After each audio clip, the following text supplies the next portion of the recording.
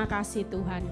Kami percaya pagi ini Engkau hadir tengah-tengah kami. Kami merasakan kasih Tuhan yang tanpa syarat, tanpa batas. Kasih yang tulus buat setiap kami Tuhan, siapapun kami hari ini. Kami percaya Tuhan dengan apa yang Tuhan sudah berikan buat kehidupan kami. Kami juga mau memberikan itu juga kepada orang-orang di sekitar kami.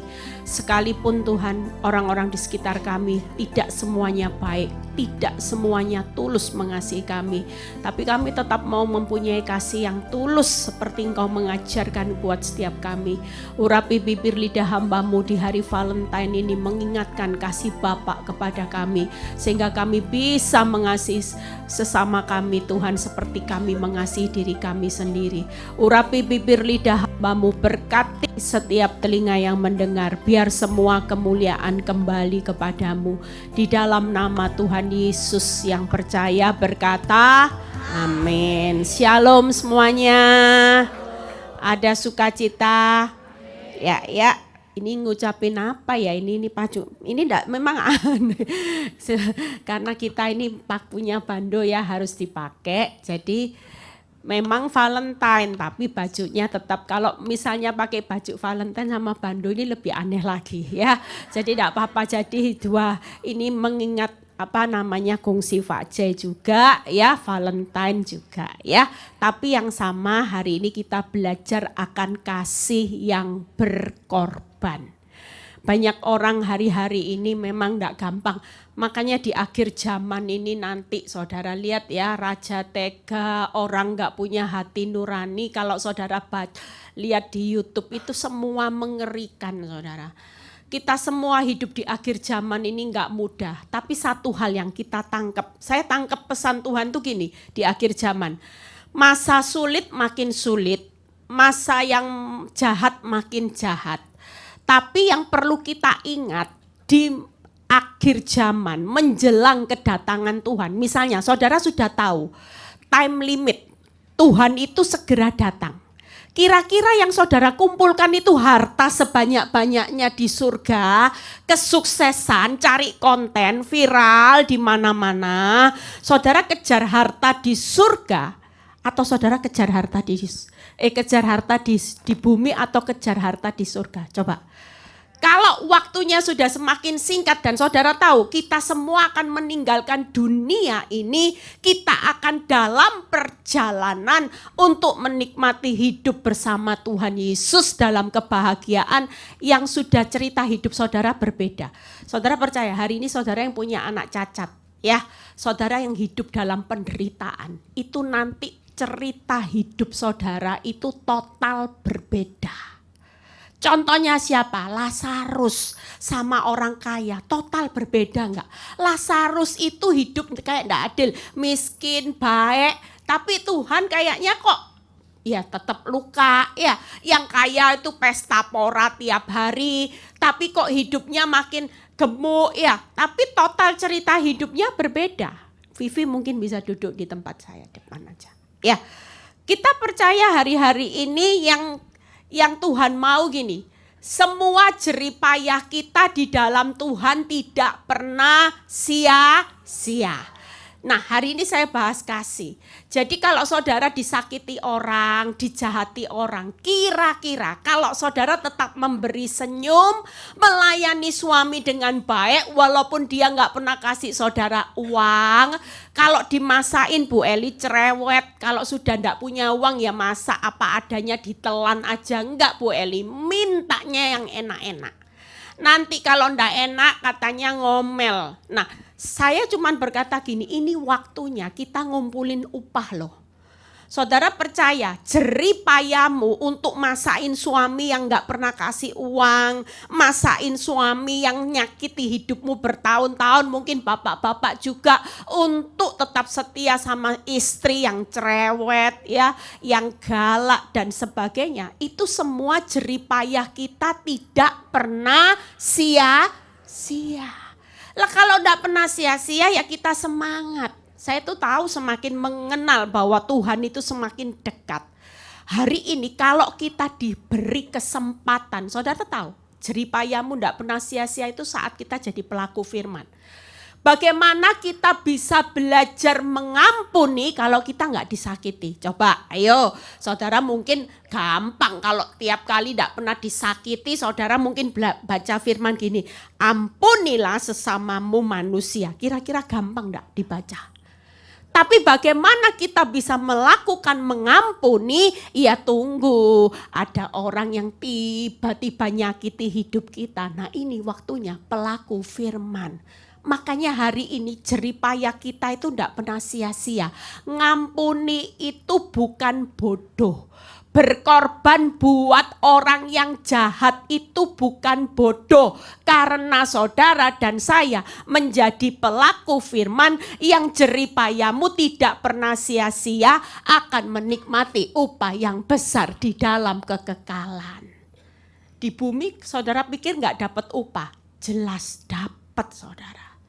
Suatu kali itu diakumulasikan sama Tuhan, nanti kalau sudah waktunya saudara menuai, saudara itu akan kagum. Ya ampun Tuhan, ternyata benar apa yang saya tabur dengan bercucuran air mata, ternyata ini semua menghasilkan upah besar di bumi dan di surga sampai keturunan kita. Amin. Nah, kita lihat 3 hal yuk. Nanti sama-sama kalau ada tanya jawab ya. Kita buka di Yohanes 15 ayat 12 dan 13 ya. Bagaimana kasih yang berkorban. Saya itu kalau lihat ibu-ibu konseling, bapak-bapak kasihan juga. Hari ini tidak gampang mengampuni orang. Saya itu tadi lagi chatting sama seseorang ya. Yang dia bilang gini, Bu, saya bersyukur hari ini saya sudah bisa move on berkat khotbahnya Bu Eli. Karena enggak gampang saudara, suaminya diambil teman baiknya. Teman baik dari lama ditolong ya, enggak punya uang dikasih uang, enggak punya makanan dikasih makanan, diajak jalan-jalan, dibelikan baju dan sebagainya. Perhatian, tapi siapa yang nyangka orang yang baik justru nusuk hidupnya dari belakang. Pelakornya sendiri adalah Hopeng Yu, saudara. Itu semua kita nggak pernah tahu. Hari ini orang-orang jahat di sekitar kita nggak ada yang kita tahu. Tapi pastikan kalau itu sampai terjadi, responmu jangan salah. Karena semakin besar engkau disakiti, semakin besar kerugianmu akan semakin besar upahmu. Karena jeripayah kita tidak pernah sia-sia. Justru kalau disakiti 2 tahun Bu Eli ya upahnya 2 tahun. Lah kalau disakiti bertahun-tahun selama enggak pernah sia-sia hidupmu tetap benar ya tinggal dikali aja berapa tahun kamu disakiti. Berapa tahun kamu ngampuni, berapa tahun kamu tulus memberikan yang terbaik buat orang yang nyakiti. Terutama yang jadi perhitungan terbesar itu siapa? Pasangan hidup kita. Yang tiap buka mata lu lagi nyakiti gua, lu lagi Bu Eli kapan cepet mati toh Bu Eli. Nah ini jeripayahmu nanti sia-sia. Semakin dia panjang umur, semakin memberikan berkat buat saudara. Jadi jangan didoakan stroke. Kalau sudah stroke nanti jeripayahnya beda. Kok bisa? Ya kalau dulu marah belum stroke kan keras suaranya. Anjing kamu bodoh. Lah kalau stroke kan cuma ada lah.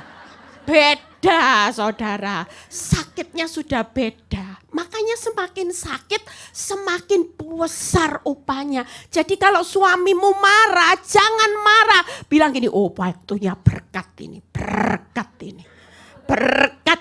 Tapi begitu engkau balas, jeripayahmu sia-sia.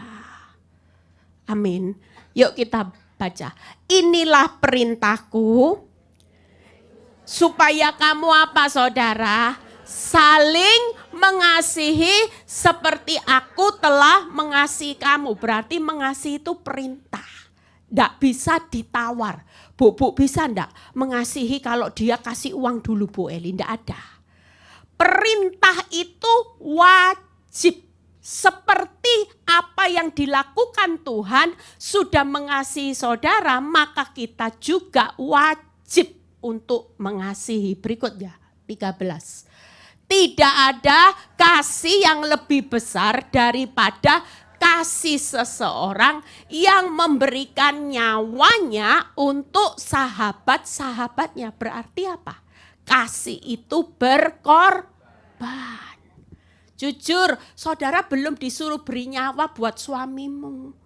Saudara cuma disuruh beri senyum. Walaupun tadi sudah dimaki-maki, nanti kalau pulang kerja beri senyum. Tidak paten.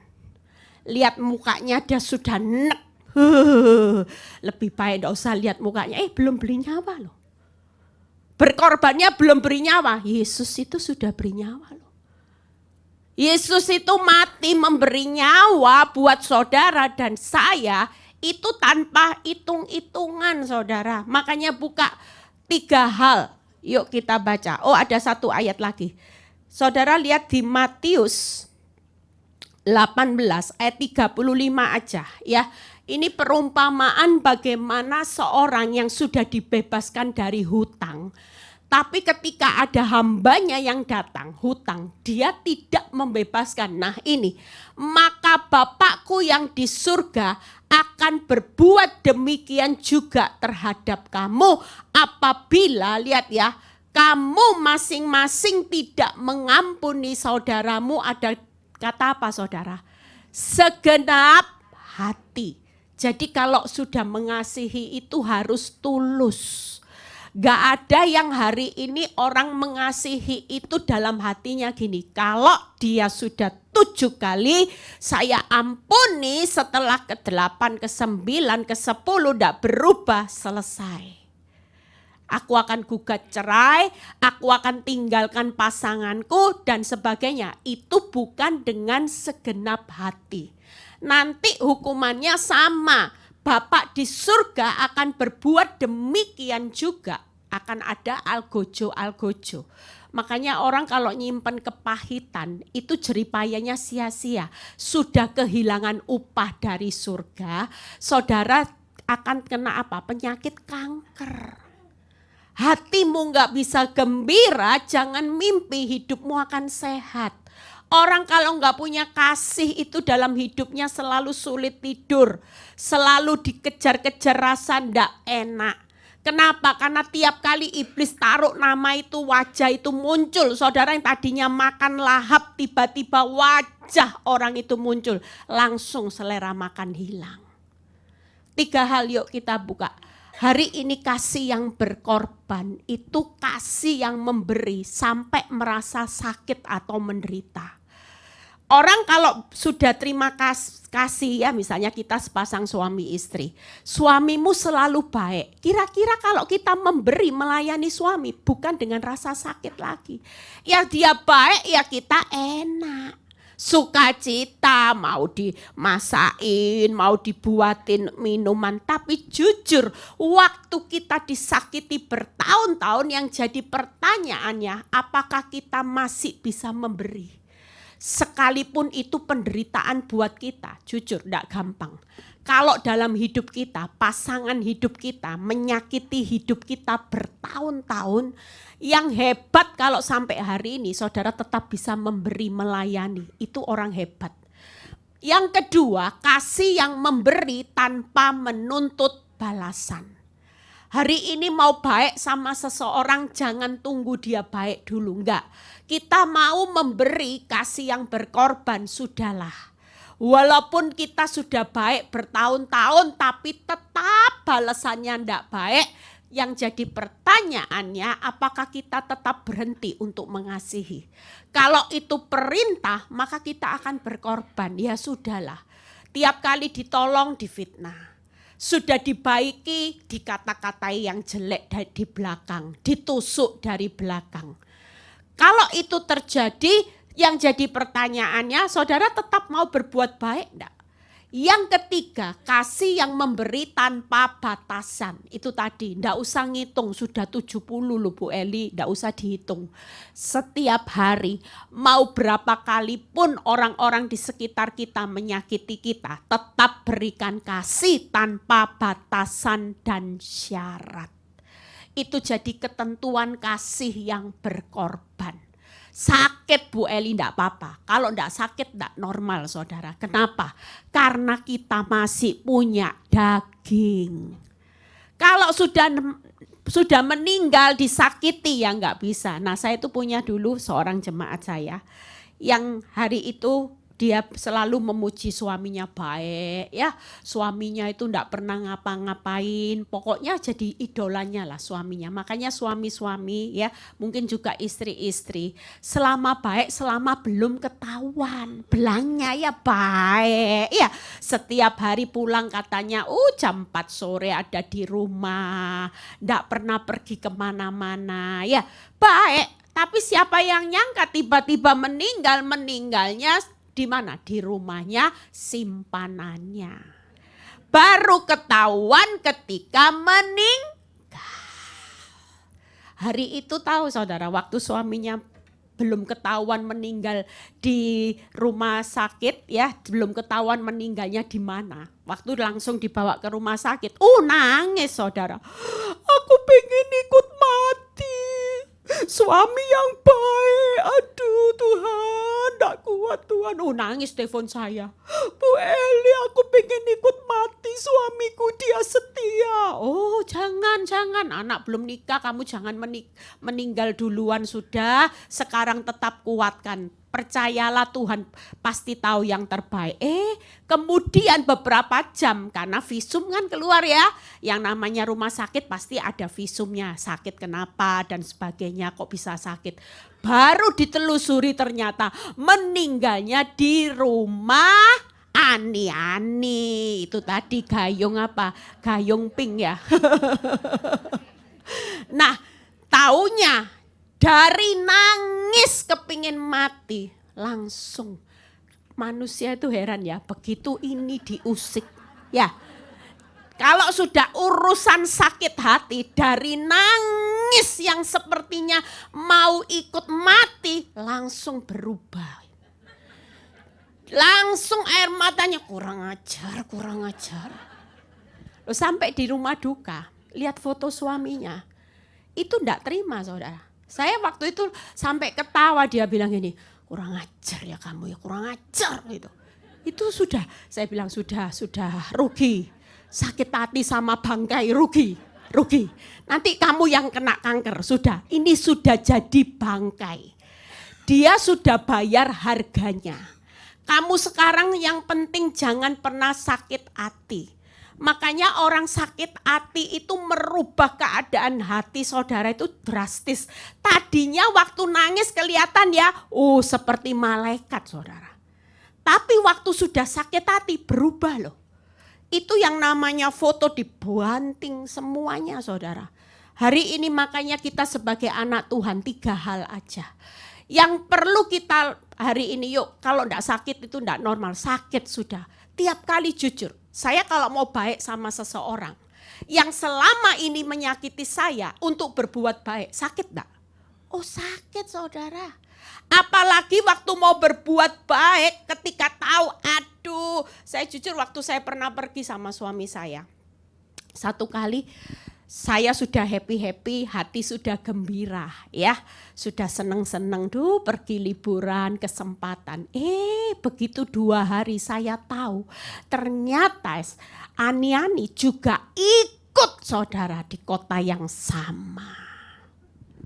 Jujur, saya berusaha menjaga hati tidak gampang. Tapi Tuhan bilang gini, jaga hatimu. Jangan hari ini marah, jangan bereaksi salah supaya jeripayamu tidak pernah sia-sia. Jujur saudara, ini tidak gampang. Waktu saya tahu itu dia pergi, Ani ada di kota. Maunya mulut ini mau bilang gini, kurang ajar kamu ya. Duh Tuhan, tapi Tuhan waktu makan dalam segala Tuhan bilang gini, layani dengan baik. Kasih senyum.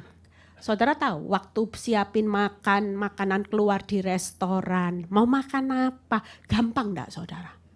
Sakit enggak? Waktu saya ngomong gini mau makan apa? Otak mikir kurang ajar. Jujur sakit saudara, ambilin minum. Mau minum apa? Ini otak mikir kurang ajar, kok tega, kok tega. Lagi pergi liburan ani-ani diajak sekalian Tuhan. Jujur, sakit saudara. Tapi ini yang terjadi. Ketika kita mau berkorban walaupun sakit, kita tetap mau melakukan tulus buat Tuhan. Amin.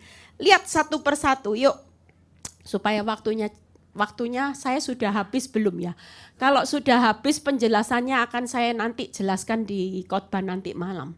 Karena ini ada sesi tanya jawab. Coba kasih tanya waktunya.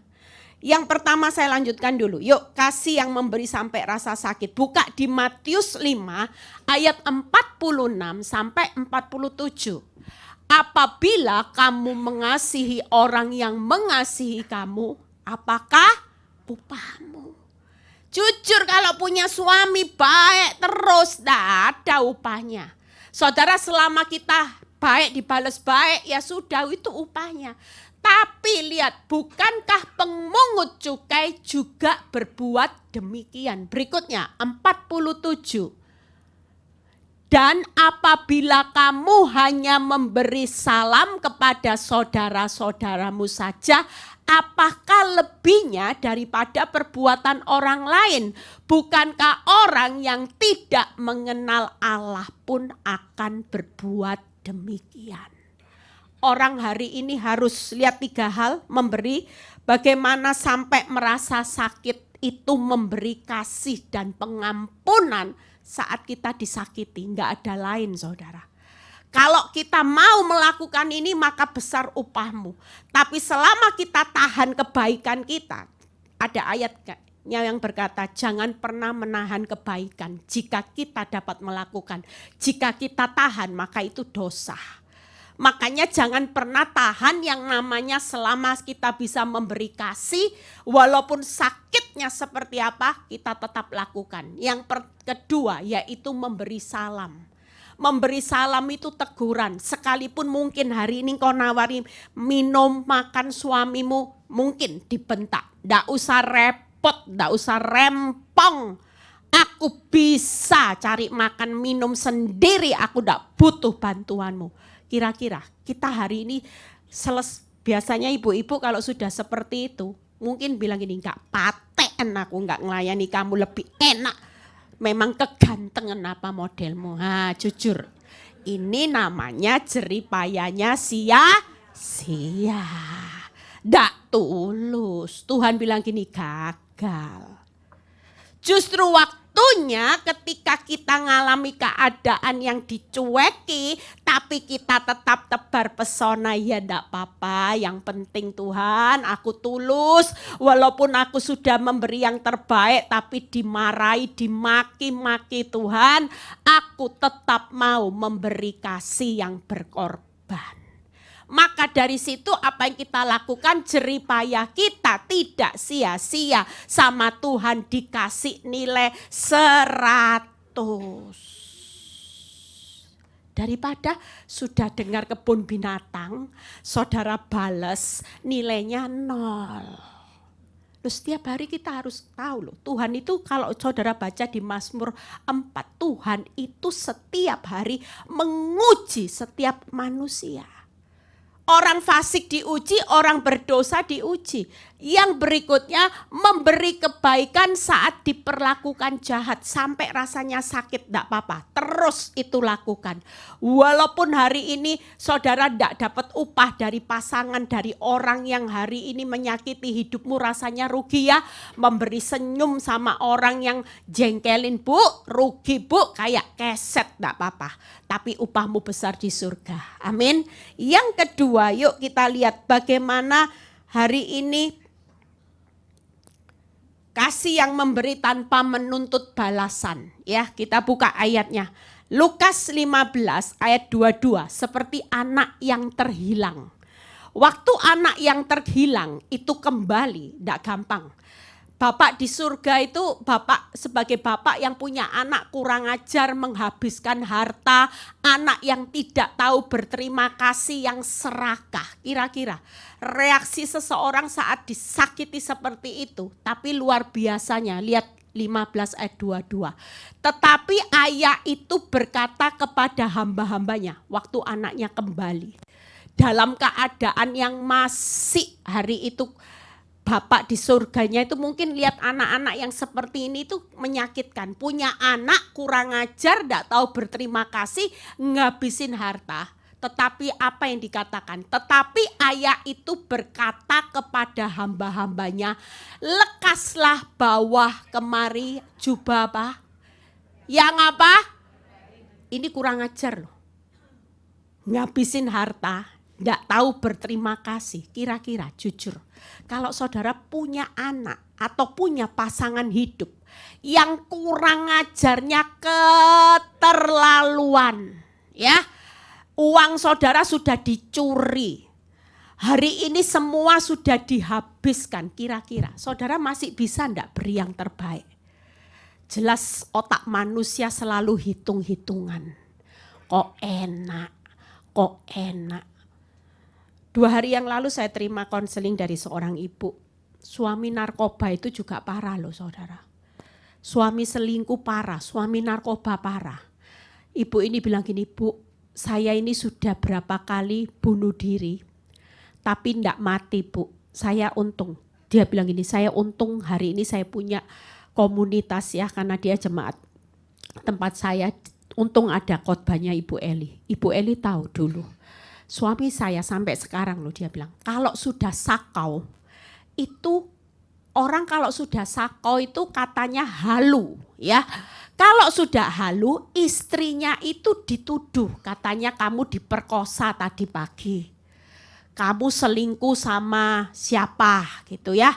Pokoknya semua apapun halusinasinya dia dituduh. Dan kalau dia sudah halusinasi, istri ini dikerangkeng dalam kamar, gak boleh keluar, dikunci. Waktunya jam makan, suaminya buka kunci, kasih makanan, minuman. Nanti berapa jam lagi kirim makanan, dan si istri gak boleh keluar kamar. Dia bilang, Bu, saya itu gak kuat, Bu, gak kuat. Apa boleh Bu, saya ini mau kabur, mau pisah. Saya bilang, Ibu pernah enggak pisah sesaat? Tapi ya tetap dicari kedapatan Bu Eli. Karena suaminya posisinya orang kuat, orang punya uang. Jadi dia bisa pakai cara untuk dapatkan istrinya kembali. Saya cuma bilang ini, Bu, percayalah kuasa Tuhan pasti memproteksi Ibu. Enggak mungkin biji mata Tuhan itu enggak dijagai. Dan singkat cerita Ibu ini bilang gini, Bu, saya itu dulu pernah mau bunuh diri. Anak saya 3 mau saya ajak mati semua. Nggak kuat Bu. Saya sudah siapin yang namanya porstek sama baygon sudah dicampur. Hari itu dia mau kasih anaknya. Tiba-tiba anak ini nangis. Nangis itu buat dia sadar. Kalau enggak saya sudah mati dengan 3 anak saya Bu. Saya sudah nekat. Kenapa? Karena enggak kuat Bu hidup sama suami yang suka halu, narkoba, belum lagi Bu semua perbuatannya sangat menyakitkan. Saya cuma bilang Bu, sudah Bu, hari ini Ibu kasih aja yang terbaik, sudah. Ibu tetap layani dia dengan sebagai suami yang terbaik. Dan jujur hari ini suaminya juga sudah mulai ada perubahan. Walaupun kadang-kadang masih jatuh bangun. Tapi yang pertama ibu ini sudah bisa mengampuni, melepaskan. Jadi dia sudah tidak punya beban.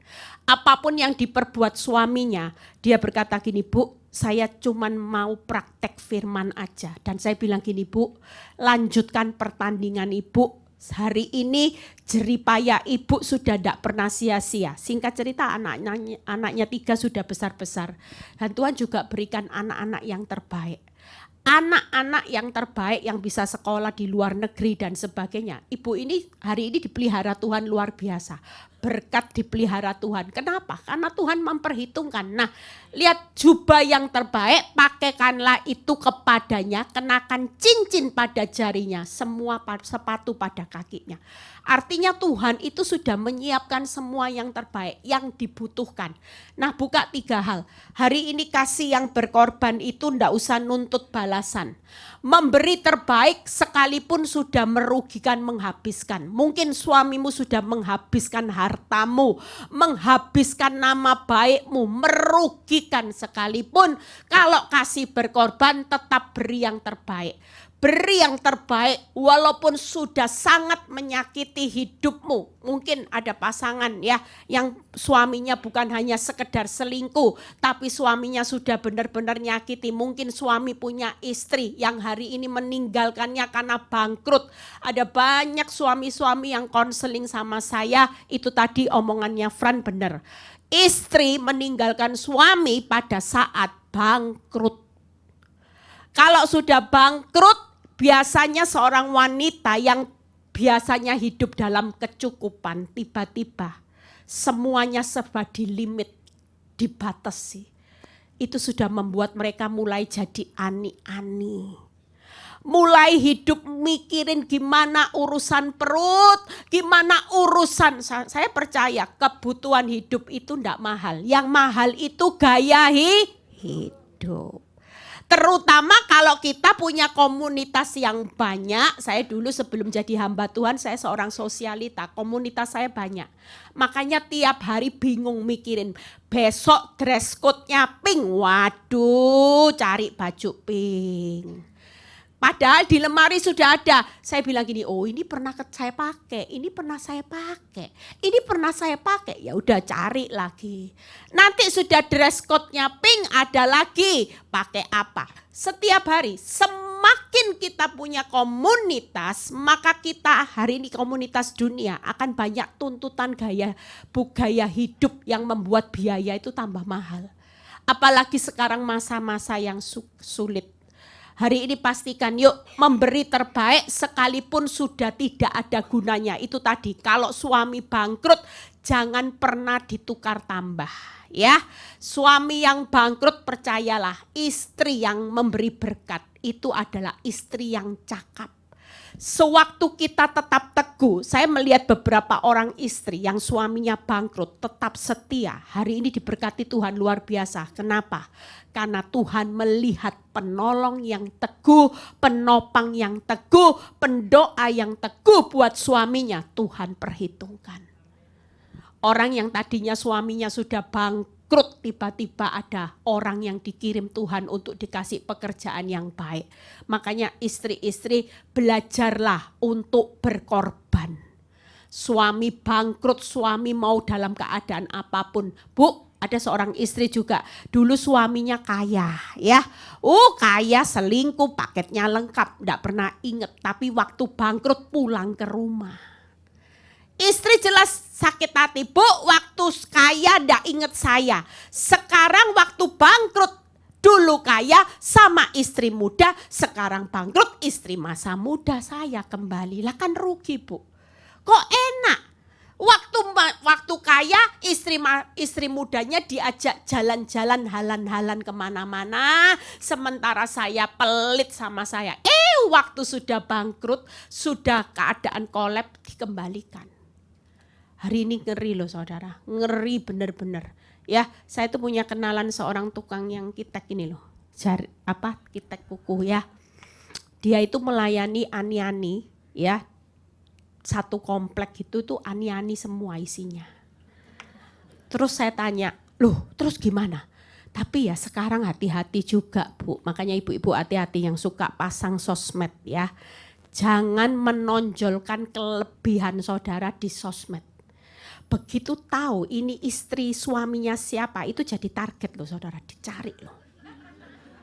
Hati-hati yang suka posting gaya hidup ya, bermewah-mewah di sosmed.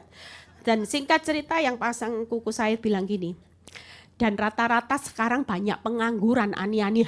Saya bilang, kenapa? Karena banyak koko-koko yang bangkrut katanya.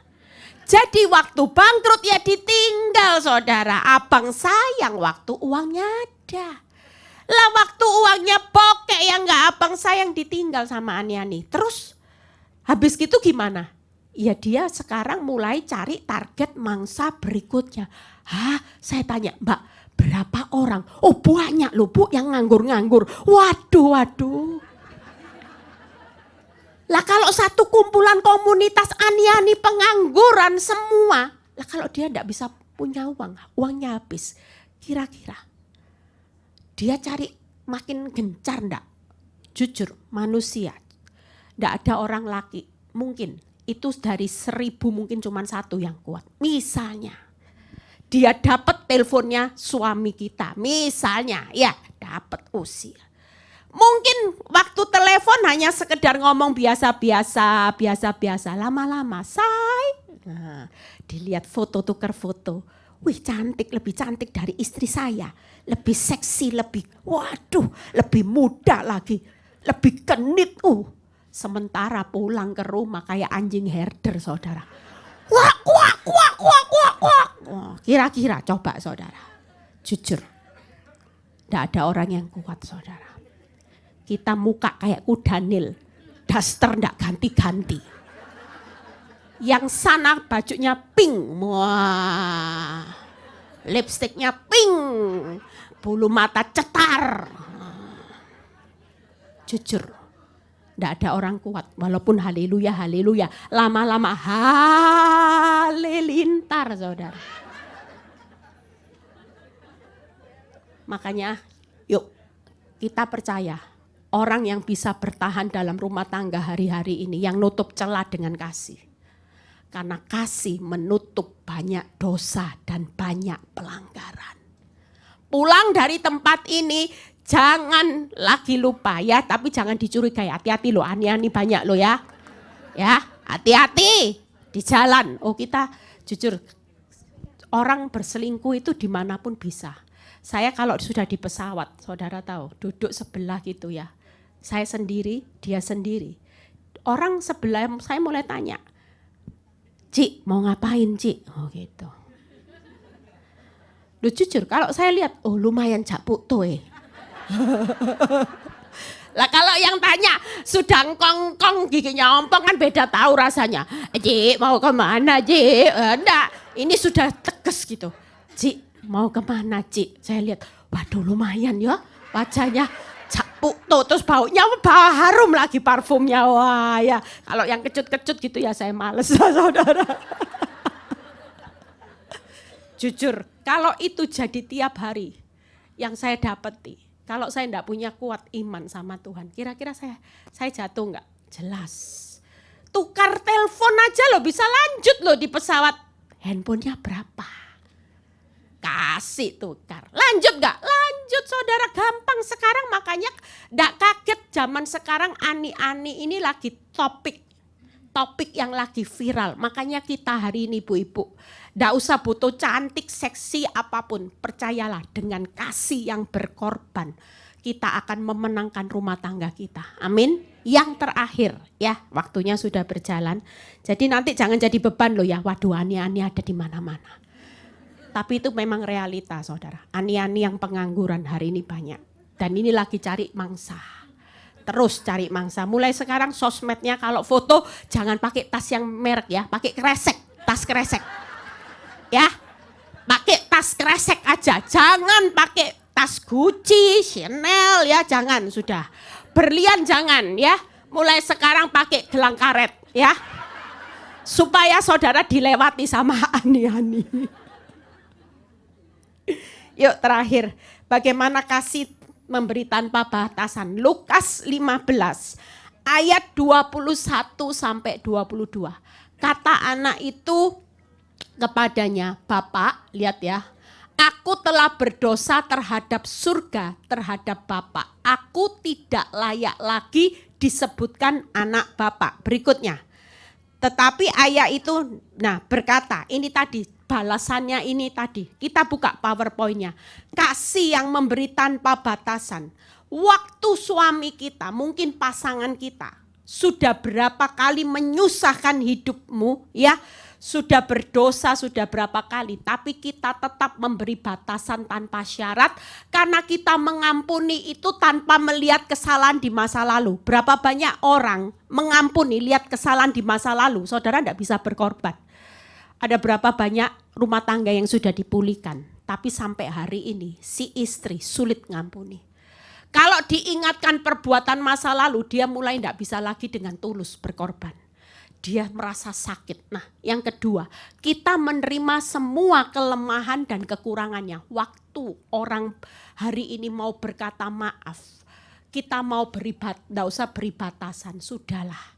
Kalau sampai dia kembali sama kita, masih jatuh dalam dosa, masih bohongi kita lagi, masih berbuat jahat lagi di belakang kita, sembunyi-sembunyi, kita tetap harus menerima semua kelemahan dan kekurangannya. Urusan dia nyakiti kita di belakang, masih tipu kita, masih mengkhianati kita, itu izinkan urusannya Tuhan yang akan membalas. Yang ketiga, kita mengampuni tanpa penghakiman dan penghukuman. Tidak usah lagi, itu orang yang memberi tanpa batasan. Amin. 3 hal ini saya sudah selesai. Kita percaya 3 hal ini akan membawa saudara dan saya pulang dari tempat ini. Tutup celah. Karena kasih yang saudara berikan dengan berkorban, itu akan menutup banyak dosa dan pelanggaran.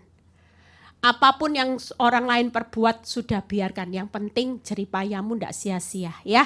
Mulai hari ini ibu-ibu tidak boleh mukanya lagi kayak kudanil. Pulang dari tempat ini ingat ya, tebar pesona. Gigi harus ting-ting gitu ya. Senyum Pepsodent terhadap siapapun. Jangan lagi kalau suamimu pulang sudah tidak bawa uang, tidak bawa apa-apa. Ya, saudara mulai berubah karena kita percaya kalau engkau bisa memberikan kasih yang berkorban, upahmu besar di surga. Hidupmu pasti dipelihara lebih dari cukup oleh Bapa di surga. Amin. Karena jeripaya kita tidak pernah sia-sia. Tuhan Yesus memberkati. Amin. Ya, mungkin ada pertanyaan. Ya, tepuk tangan dulu untuk kemuliaan nama Tuhan Yesus. Haleluya. Puji Tuhan. Silakan Anda menyiapkan pertanyaan-pertanyaan, nanti ada mic yang akan diberikan ya. Siapkan pertanyaan-pertanyaan, namun sebelum pertanyaan Anda, saya akan memberikan pertanyaan terlebih dahulu untuk Ibu Gembala kita ya. Karena pertanyaan ini bagus sekali, yang kemarin ini ada di pertanyaan di Zoom. Ya, di Zoom pertanyaan ini. Bagus sekali pertanyaannya. Kalau ada pasangan yang selingkuh begitu ya, yang paling menderita sebenarnya yang mana? Itu bagus loh pertanyaannya. Karena pastikan secara sadar dia melakukan itu. Kebanyakan secara sadar. Saya nggak terlalu percaya dengan kuasa-kuasa kegelapan. Ini kena kuasa kegelapan. Ini terus semua pakainya, wah ini kuasa kegelapan. Saya tidak selalu seperti itu, betul nggak ya? Kalau Ibu Gembala pernah alami ya yang seperti itu, tapi nggak semua seperti itu. Tapi ada yang dilakukan secara sadar, betul nggak? Kok nggak ada yang jawab ya? Betul nggak? Di sini korban atau pelaku? Ya, pasti ada dengan secara sadar. Pertanyaannya siapa yang lebih menderita sebenarnya, Bu? Kalau menurut saya ya, pengalaman yang saya lihat dan jujur menurut Alkitab juga, orang berdosa walaupun mungkin orang menyakiti, Bu, saya lihat suami saya menyakiti saya bertahun-tahun, tapi kelihatannya happy itu. Bahkan ketawa-ketawa, tidak merasa hidupnya kayak merasa bersalah. Yaitu memang karena dibutakan sama iblis. Tapi senyatanya kita perlu tahu orang yang hidup dalam dosa ya, sama kita yang disakiti hidup orang benar. Yang pasti lebih bahagia kita hidup orang benar. Kenapa? Karena orang benar itu selalu menikmati damai sejahtera. Sementara orang berdosa memang bisa terlihat happy-nya daging. Lo orang jujur kalau jatuh cinta itu sejuta rasanya, itu cuman urusan daging. Tangkap ya, saudara bisa berbuat dosa itu bahagia, itu karena daging. Tapi jujur orang berdosa nyakiti hidup kita itu ndak akan pernah punya damai sejahtera. Makanya saya lihat waktu suami saya nyakiti saya, orang bilang gini, wajahmu awet muda yang sana kok kayak engkong ya, gitu. Melorot semua gitu ya. Saya percaya, kenapa? Suami saya sendiri jujur, kelihatannya bisa ketawa ya, wah ya. Tapi senyatanya setiap hari hampir minum obat, pengkonsumsi obat tidur. Hidup gak bisa tidur. Sementara saya hanya duduk di kursi dalam sekejap. Anugerah enggak? Kenapa? Karena Tuhan meninggalkan damai sejahtera. Damai sejahtera itu enggak bisa dibeli loh. Coba kalau ada toko jual damai sejahtera, mungkin pil happy enggak laku saudara. Orang bisa beli pil happy itu cuma sesaat. Orang bisa pakai pil penenang, itu setelah efek dosisnya habis, saudara stres lagi enggak? Tapi buat saudara sebagai orang benar, waktu hidupmu melakukan yang benar dan saudara mulai berkata, Tuhan, jeripayaku enggak pernah sia-sia. Aku melakukan ini karena aku mau membuat menyenangkan hati Tuhan. Happy saudara. Sejak saya mengerti apa yang saya tabur untuk menyenangkan hati Tuhan, semangat saya. Gak apa-apa. Itu kan kalau disakiti hanya urusan daging. Tapi manusia roh saya harus bisa untuk mengampuni, mengasihi. Tidur enak, makan pecel enak, makan soto ayam ya enak, bakso walaupun pinggir jalan ya hauje saudara. Kenapa? Karena makannya dengan damai sejahtera. Walaupun iblis waktu makan, iblis ngingatin, perbuatan tuh. Loh, saya sering loh pergi tuh tiba-tiba orang kepo-kepo ngirim foto suami saya berpelukan gitu sama wanita itu. Jujur kalau kita nggak punya damai sejahtera, hidup cuma ditentukan oleh fakta. Kira-kira jantungan nggak saudara? Jantung, sepot jantung. Tapi waktu kita punya damai sejahtera enggak apa-apa. Ini cuma bagian ujian. Yang penting aku damai, hidup benar. Saya enggak jadi pelakor, enggak jadi ani-ani, enggak ambil suami orang, hidup benar, beres. Urusan saya sama Tuhan beres, damai sejahtera ada. Ya, tepuk tangan buat kemuliaan nama Tuhan. Jadi senjatanya jangan ngiri, pelakor ani-ani enggak punya damai sejahtera, itu pasti minum obat tidur setiap hari. Ya, mungkin dikejar rasa bersalah soalnya. Ya, baik ya. Mungkin ada pertanyaan dari antara Bapak Ibu Saudara sekalian, mau bertanya angkat tangan. Nah ini Ibu siapa namanya, aku jadi lupa terus namanya ini ya. Ya mana? Ibu Nani ya. Saya langsung ini Ibu Nani, silakan Bu Nani. Shalom Bu. Iya. Ya. Saya ingin bertanya, ini true story ya, betul-betulnya apa? Ya. Ada tokoh gereja ya, tiap akhir kebaktian dia memberi berkat kepada jemaatnya, tiap selesai ibadah. Tapi dia hidup bersama istri kedua. Ya. Luar Dengan biasa. istri pertama cerai. Ya. Dengan istri pertama cerai. Terus saya tegur yang suaminya karena kan teman saya. Saya bilang, Pak, maaf ya Pak, istri Bapak pasti berdoa kepada Tuhan karena Kristen ya. Yeah. Mendoakan Bapak dan anak-anak untuk kembali kepadanya. Karena maaf, saya tuh setiap ibadah di PD Victory, janji Tuhan itu kalau kita sebagai istri yang setia, suatu saat pasti suami akan bertobat atau kembali. Yeah. Lah, suami Bapak tersebut menjawab kepada saya, Bu Nani, lah saya bertobatnya tuh setelah dengan istri kedua loh Bu. Apakah istri kedua saya tuh saya harus tinggalkan? Ya, itu sampai detik ini dua-dua aktivis gereja. Jadi ada di gereja yang terkenal. Ya, jadi setiap ibadah gereja selesai, kalau gembalanya kebetulan pas keluar kota, dia yang memberi berkat kepada jemaat. Itu saja Bu. Tanggapannya apa gitu ya dengan kondisi seperti itu, tanggapannya karena apa ya? Suaminya saya tanya, apakah saya harus meninggalkan istri kedua terus kembali ke istri pertama begitu. Terima kasih. Tepuk tangan dulu, tepuk tangan. Bagus ini pertanyaan, silakan. Ya. Jadi gini, banyak orang Kristen, orang benar itu tidak pernah bisa membedakan antara baik dan benar. Tanggap ya. Tapi yang Tuhan cari di dunia ini bukan orang baik. Ini orang baik. Ya.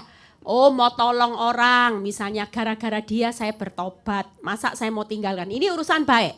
Tapi sekali lagi itu bukan benar. Karena bagaimanapun Tuhan itu tetap menjadi saksi dengan istri masa muda. Kalau dia nikah lagi, walaupun ini bisa mentobatkan, ini istri muda. Dan itu tidak berlaku.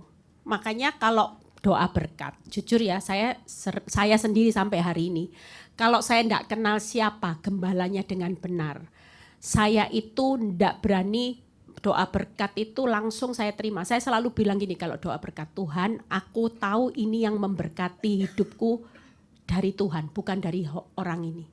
Karena kita tidak kenal, tutup bungkus aku. Saya kalau doa berkat saya selalu bilang gini, ini berkat bukan dari manusia, tapi ini berkat benar-benar dari Tuhan. Karena kita tidak tahu yang memberkati kita siapa, ya. Jadi menurut saya biarin aja, kalau dia punya pemikiran ini baik tapi tidak benar, nanti izinkan penghakiman itu Tuhan yang lakuin. Tapi yang pasti ingatin aja, kalau masih bisa dikasih tahu, Pak, kamu melayani Tuhan tapi jerih payahmu sia-sia. Karena yang ditabur bukan jadi pelaku firman. Bukan benih kebenaran, percuma. Kira-kira Tuhan bisa ditutup, disogok dengan pelayanan, dengan kehebatanmu berkhotbah, dengan kehebatanmu untuk memenangkan jiwa-jiwa, enggak bisa. Sayangnya nanti jerih payah kita pasti sia-sia. Itu aja ya, itu diingatkan nanti ya. Kasihan kalau enggak ya. Biar itu jadi pemikiran dia, percuma loh. Semua ini khotbahnya dia, cuman Tuhan bilang 0 loh. Karena dia enggak bisa jadi pelaku firman. Apa yang mau di-sharingkan firman? Jujur jadi pelaku firman tuh enggak gampang. Enggak gampang. Saya tuh ngerasain ya. Kalau bukan karena saya cinta Tuhan Yesus, saya mungkin sudah keluar dari pelayanan. Ada banyak teman saya bilang gini, Eli, kamu terlalu berani bayar mahal untuk pelayanan. Kamu semakin dipakai sama Tuhan, kamu semakin hidupmu benar-benar akan mengalami proses yang gak mudah. Jujur saudara. Tapi buat hidup saya, kenapa saya tetap kuat sampai hari ini? Banyak orang yang sudah murtad loh. Semakin sungguh-sungguh sama Tuhan, hidupnya semakin gak mudah. Itu sudah realita. Tapi ketika saya punya rasa jatuh cinta mengasihi Tuhan, itu sudah tidak bisa ambil keputusan. Saya belajar untuk hidup adalah Kristus, mati adalah keuntungan. Amin. Tepuk tangan buat kemuliaan nama Tuhan ya. Jadi jangan berhenti untuk menasehati ya, mengingatkan. Bagus. Ingatin aja jerih payahnya dia sia-sia. Oke, baik. Selanjutnya ada pertanyaan lagi, angkat tangannya. Oke, silahkan di depan sini. Ya. Pertanyaan berikutnya. Terima kasih atas waktu yang diberikan. Saya mempunyai seorang kakak dan satu keponakan. Mereka tuh aneh-aneh. Dan satu keponakan saya itu tinggal di Jakarta. Kalau kakak saya di Semarang. Sering saya menasehati ya. Saya katakan sampai saya tuh kadang kayak bingung sendiri ya. Saya nasihatin malah mereka mengatakan saya sok suci seperti itu. Jadi yang ingin saya pertanyakan, kan katanya kalau kita mengetahui saudara kita terdekat ataupun siapapun yang berbuat dosa, kita kalau tidak menegur itu dosa ya. Tapi kenyataannya sudah saya tegur, saya kirim firman, tapi tanggapan mereka malah mengatakan saya sok suci. Ini bagaimana? Bagiannya sudah selesai. Yang penting bagaimana selebihnya kita bawa dalam doa. Karena kita nggak bisa mengubah manusia. Tapi percayalah suatu kali mungkin tidak ada didikan Tuhan. Karena hidup ini tidak akan pernah lepas. Apa yang ditanam, yang ditabur, ya itu nanti yang akan dinikmati. Semakin lama dia nabur dosa, semakin besar bayar harganya. Makanya jangan ngiri sama orang yang berbuat dosa bertahun-tahun kok tetap enak hidupnya ya. Tapi percayalah semakin lama mereka jadi anak-anak gampangan. Nanti bayar harganya mahal. Gesek kredit card itu loh tadi, dosa ya. Gesek dosanya tambah gesek. Kira-kira bayarnya mahal enggak? Kalau orang suka gesek kredit card berkali-kali bayarnya mahal enggak? Bunganya mahal enggak? Karena iblis enggak pernah beri free loh. Itu nanti enggak sebanding dengan nikmatnya. Nikmatnya itu loh, dosa itu cuma di ujung lidah. Ya enak sesaat. Tapi nanti kalau bayar harganya ampun. Saya sudah khotbahkan itu. Sudah paketnya lengkap, mundur, jatuh, malapetaka, binasa dalam sekejap, jatuh dalam kedahsyatan, habis semuanya. Itu jelas karena itu firman. Makanya hari ini jangan pernah ngiri sama orang berdosa. Mereka itu jeripayanya sia-sia semua. Nanti suatu kali bayar harganya mahal ya. Siapa lagi yang ada pertanyaan? Ya, jadi nggak apa-apa ya. Anda tidak Iya, tidak doakan aja. ini Ya. tidak salah. Terus doakan, mungkin kasih nasihat. Oke, baik, untuk pertanyaan berikutnya ada di sekitar sini yang mau bertanya? Di sekitar sini? Ani-Ani itu tadi BPJS, tadi kita ngobrolnya bercandanya itu BPJS. You know BPJS? Budget pas-pasan, ingin jadi sosialita, yaitu Ani-Ani itu. Budgetnya pas-pasan, ingin jadi sosialita, jadi rebut suami orang. Gitu ya. Oke, ada di sini yang mau bertanya? Silakan. Ada yang mau bertanya? Oh itu. Mana? Mana? Yang di sini? Oh ya, sini dulu yang di sini, silahkan. Waduh. Shalom, Ya, saya mau bertanya, ya. tapi ya sekaligus menceritakan curhat ya. Ya. Saya tuh punya teman dari gereja lain, tapi saya juga pernah ke gereja itu juga sebelumnya. Jadi dari gereja yang lama yang saya pernah ke situ itu otomatis teman-teman di gereja situ kenal saya ya. Lalu saya deket sama ya sebut aja ibu-ibu ya, usianya jauh lebih tua dari saya seperti mama sama anak gitu ya. Tapi dia menceritakan kalau kedekatan itu ke orang-orang ini luar biasa. Ibu Ruth, saya kan namanya Ruth. Ibu Ruth tuh dekat sama saya itu sudah saya anggap saudara. Lalu berkelanjutan kita sering ke kafe, kemana-mana ya bersama-sama. Terus juga dia ngajak rekaman ini itu. Saya juga menikmati ya, maksudnya mendapat teman seperti kan mama saya kan udah meninggal ya. Jadi seolah-olah saya ya udahlah sebagai mama juga sebagai teman. Berujungnya tadi saya mendengar tentang kasih yang tak bersyarat itu, jadi saya ingat setiap saya posting sesuatu atau saya pergi kemana gitu, dia selalu minta mana nih oleh-olehnya.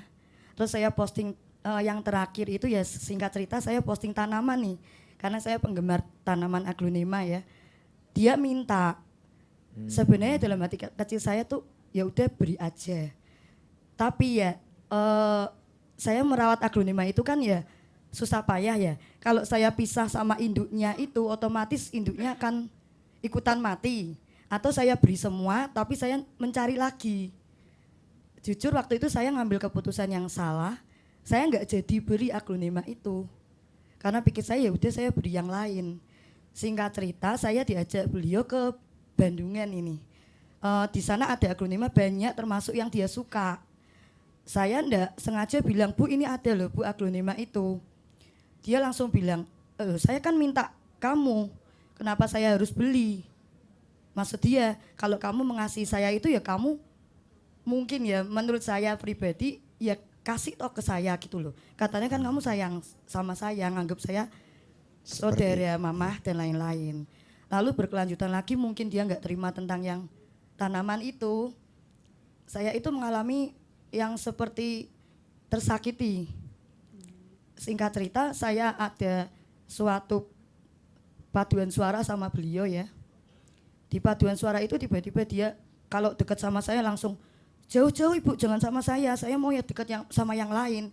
Sedangkan teman yang ingin dia sebelahnya itu teman dekat saya. Sampai sekarang ini pun dia juga kayak seperti meracuni teman-teman yang dekat saya termasuk yang di gereja baru saya ini. Oke. Begitu Ibu. Jadi sebenarnya hanya gara-gara seperti itu. Ya sekarang saya juganya tuh seperti merasa bersalah kalau seandainya saya itu berkorban. Waktu itu saya beri meskipun tanaman itu mahalnya itu ya mungkin nggak terjadi masalah ini. Sedangkan sampai saya ini sekarang seperti sakit hati berkelanjutan gitu. Begitu. Iya. Iya, kalau menurut saya enggak usah sakit hati ya. Kita justru ditunjukin sama Tuhan, kita dimanfaatin orang. Ngerti ya? Kadang memang orang tulus itu enggak pernah berpikir yang buruk sama orang, tapi sering kali orang tulus itu dimanfaatin. Jadi kalau kita sudah tahu dimanfaatin, buat apa kita mau bergaul sama orang seperti itu? Karena pergaulan yang buruk itu nanti merusak kebiasaan yang baik. Ya, nanti kita jadi sakit hati kita jadi sensi. Kalau menurut saya nggak apa-apa, biarin aja. Ini waktunya juga buat Ibu praktek firman. Kalau difitnah reaksinya apa? Supaya jeripayanya ndak sia-sia ya. Kadang-kadang memang Tuhan itu akan pakai orang-orang yang deket, yang baik sama kita. Itu untuk mempertajam karakter Kristus dengan kita diomongin dari belakang, difitnah. Ibu waktunya menabur benih yang luar biasa supaya jeripayanya ndak sia-sia. Kalau ketemu ibu itu walaupun ndak usah deket-deket, ya ndak apa-apa. Lakukan yang terbaik. Itu tadi berkorban. Korban perasaan ya, korban yang namanya rasanya disakiti ndak enak ya, itu aja. Jadi ibu waktunya praktek supaya jeripaya ibu ndak sia-sia ya. Tuhan Oke. Yesus memberkati. Tepuk tangan.